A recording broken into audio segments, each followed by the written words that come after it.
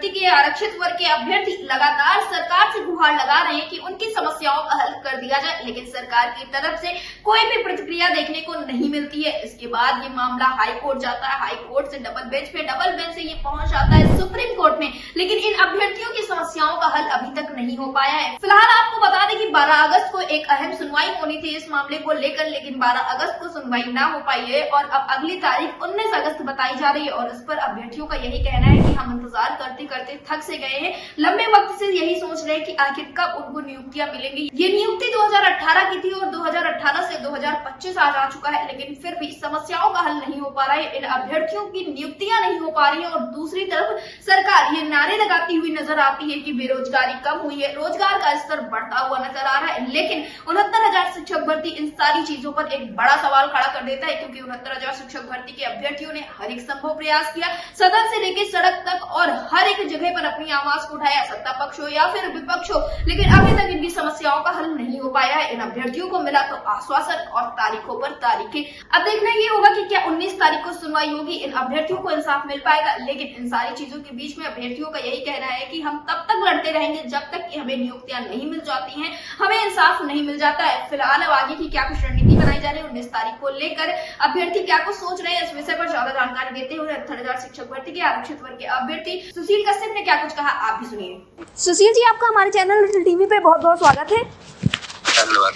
सुशील जी, जैसा कि देखने को मिला कि कल 69,000 शिक्षक भर्ती जो आरक्षित वर्ग का मामला था, इसको लेकर एक अहम सुनवाई कोर्ट में होनी थी। इसके पहले भी देखने को मिला कि तारीखों पर तारीखें मिलती हुई हैं, तो मैं जानना चाहूंगी कल क्या कुछ हुआ है, क्या कुछ नए अपडेट्स हैं 69,000 शिक्षक भर्ती को लेकर।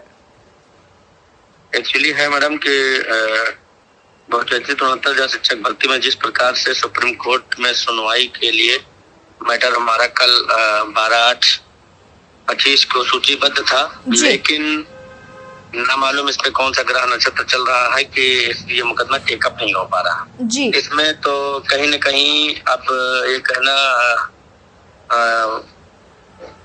ये है कि ये सरकार के इंटरफेरेंस से, इसके ही हस्तक्षेप से इसकी सुनवाई नहीं हो पा रही जी। और भी तमाम मुकदमे जो फाइलिंग हो रही है उसके तुरंत सर्विस करा करके तुरंत उसको लिस्ट करके top of the board time fix करके उसको हेयरिंग करके उसको डिसाइड किया जा रहा है। लेकिन ये आरक्षण पीड़ित अभ्यर्थियों से जुड़ा मामला है जी। करीब 20,000 दलित पिछड़े गरीबों के बच्चों का जुड़ा मामला है, इसलिए इसको सरकार गंभीरता से और कोर्ट भी गंभीरता से इस पर नहीं ले रही है और सरकार ये चाहती है किसी तरीके से ये मामला से लंबा खींचता रहे। एक ना एक दिन ये दलित पिछड़े आदिवासी समाज के जो लड़के इस मुकदमे को लड़ रहे हैं वो छोड़कर मुकदमा भाग जाएंगे। लेकिन हम आपके चैनल के माध्यम से बताना चाहते हैं कि चाहे जितनी देर लगे, हम लोग अपने हिम्मत को जरा सा भी नहीं मतलब के कमजोर होने देंगे। सारे साथियों को समझा बुझा करके हम लोग लड़ेंगे और एक ना एक दिन भारतीय जनता पार्टी की सरकार को बेनकाब करेंगे कि वो आरक्षण प्योर है। जिस तरीके से आप देख रहे होंगे पूरे देश में वोट चोरी करके जो है ये लोग सरकार बना रहे हैं, ठीक उसी तरीके से आरक्षण चोरी करके इन लोगों ने अपने लोगों को नौकरियों में बैठाने का काम किया, जो संविधान का माहौल उड़ाता है।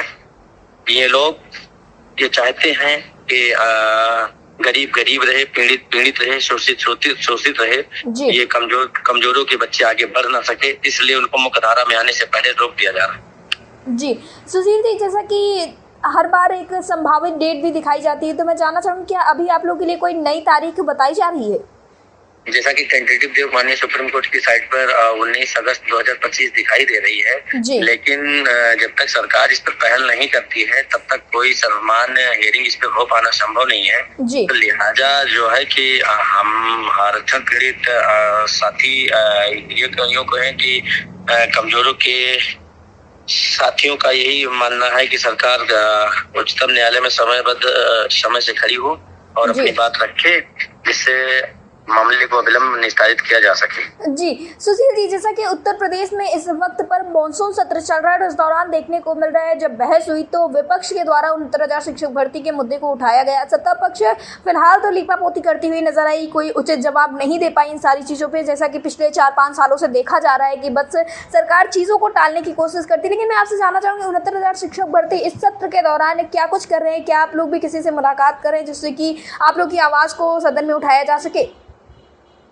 देखिए कि जो विपक्ष के नेता है और सत्ता पक्ष के मंत्री विधायक हैं, इन लोगों से भी हम लोग मिलते हैं, लेकिन सत्ता पक्ष के लोग हम लोगों की बात सुनने को तैयार नहीं है। विपक्ष के लोगों को हम लोग अपनी बात बताते हैं तो ये लोग भी सदन में बात रखने की कहते हैं और उठाते भी हैं, लेकिन होता क्या है ना कि विपक्ष अपनी बात ही उठा सकता है। करना तो सरकार को है, सत्ता पक्ष को है, वो गंभीरता से ले नहीं रहा है, इसलिए वो इसको करना नहीं चाह रहा है।